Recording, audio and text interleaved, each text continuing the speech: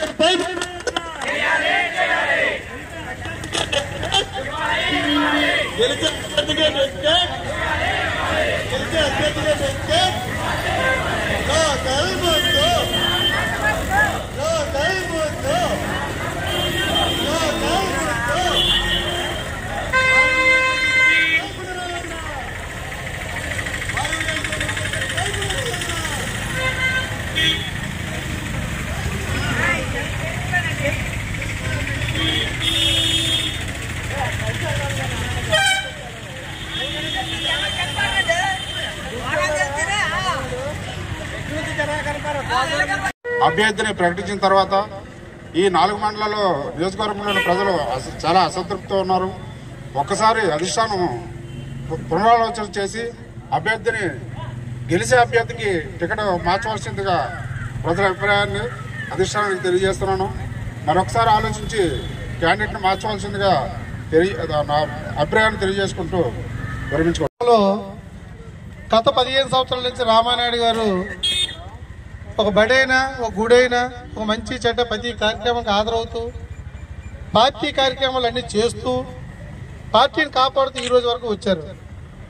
2 సంవత్సరాల నుంచి పివిజి కుమార్కి ఇన్ఛార్జ్ ఇచ్చిన తర్వాత కూడా ఇన్ఛార్జ్ గారు ప్రతి కార్యక్రమం కూడా అతను కూడా చేశారు. దయచేసి ఒకటే చెప్తున్నాం, ఇవాళ మీ మీద ఎటువంటి మా కోపాలు లేవు. ఈ 5 సంవత్సరాలు వైఎస్ఆర్ ప్రభుత్వం వచ్చిన తర్వాత మా మీద 30 కేసులు పెట్టారు. ప్రతి కేసులో పెట్టి చాలా ఇబ్బంది. మా సర్పంచ్గా నేనే చెప్తున్నాను, కనీసం 15 లక్షల వరకు నేను ఈ పంచాయతీలు లాస్ అయ్యాను. అయ్యా చంద్రబాబు నాయుడు గారు ప్రతి గ్రామంలో ప్రతి కార్యకర్త కూడా చిన్న చితకో కేసులు పెట్టి ప్రతి కేసులు ఇరికించారు. దయచేసి మీరు పునరాలోచన చేసి గెలిచే వ్యక్తి టికెట్ ఇస్తే భవిష్యత్తులో మేము దెబ్బలు కాయకుండా ఈ జెండాలు మోస్తూ ఈ కార్యక్రమం చేయగలం. మీరు మంచి నిర్ణయం తీసుకోకపోతే మీకు జెండాలు మోయడం కాదు, దెబ్బలు కాయడం ఉంటుంది రాబోయే రోజుల్లో కూడా. దయచేసి మీరు ఆలోచించి ఈ నియోజకవర్గంలో కొత్తగా సర్వే చేయండి. మీరు సర్వే చేసిన తర్వాత గెలిచే వ్యక్తి టికెట్ ఇస్తే మేము చాలా ఆనందపడతాం. ఎందుకంటే మళ్ళీ మనం ఓటమైంది అనుకోండి ఈ నియోజకవర్గంలో మేము తిరగలేము, పక్క నియోజకవర్గం గెలిపోవాల్సిన అవసరం కూడా ఉంటుంది. దయచేసి ఈ 2-3 రోజుల్లో సర్వే చేసి గెలిచే వ్యక్తి టికెట్ ఇచ్చి మమ్మల్ని అందరూ కూడా చేస్తే బాగుంటుంది. ఎందుకంటే పక్క విలేజ్లో నియోజకవర్గంలో ఇవాళ ఎమ్మెల్యే టికెట్ ఇచ్చామంటే సంబరాలు చేసుకుంటున్నారు, బ్రహ్మాండంగా కార్యక్రమాలు చేసుకుంటున్నారు. ఇక్కడ కార్యక్రమాలు లేవు, ఈ రోజు వరకు మాకు నరకాలే.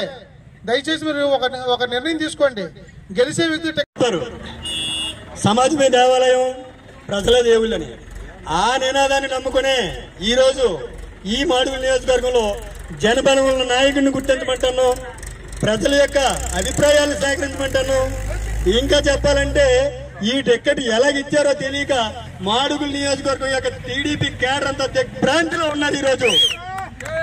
ఎందుకు దిగ్భ్రాంతి అంటే ఇన్ని కష్టాలు పడి ఏ నాయకుడికి లేని టికెట్ ఈ అభ్యర్థికి ఎలా వచ్చింది, ఏం మ్యాజిక్ జరిగింది, ఒక్కరు కూడా పైకి రాలేని పరిస్థితి. పర్సనల్ గా నా గురించి చెప్పాలంటే నేను మాడుగుల నియోజకవర్గం టీఎన్టీసీ అధ్యక్షుడిగా పనిచేస్తున్నాను.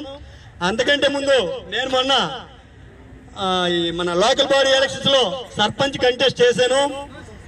గెలిచి నన్ను అనౌన్స్ చేసిన తర్వాత దాన్ని మళ్ళీ రీకౌంట్ పెట్టి 2 రోజులతో అవతల వైకాపా అభ్యర్థి అనౌన్స్ చేయించుకున్నాడంటే మేము ఎంత క్షోభ అనుభవిస్తున్నామో ఈ నియోజకవర్గంలో ఒక్కసారి చంద్రబాబు నాయుడు గారు గుర్తించాలని చెప్పేసి ఆయనకి పదాభివందనాలు చేసుకుంటూ ఈ నియోజకవర్గం కేడర్కి సర్వదా న్యాయం చేయాలని మరొక్కసారి జనాభిప్రాయ సేకరణ చేసి మంచి వ్యక్తికి, ఈ నియోజకవర్గాన్ని కాపాడగలిగే వ్యక్తికి, మా ప్రజల యొక్క అభిమానాన్ని చూరగొన్న వ్యక్తికి, అలాగే మా ప్రజల మనోభావాలను గెలిచిన వ్యక్తికి టికెట్ మీరు ఇచ్చినట్టయితే అత్యధిక మెజారిటీతో గెలిపించి మీకు మంచి బహుమతిగా ఇవ్వగలమని చెప్పి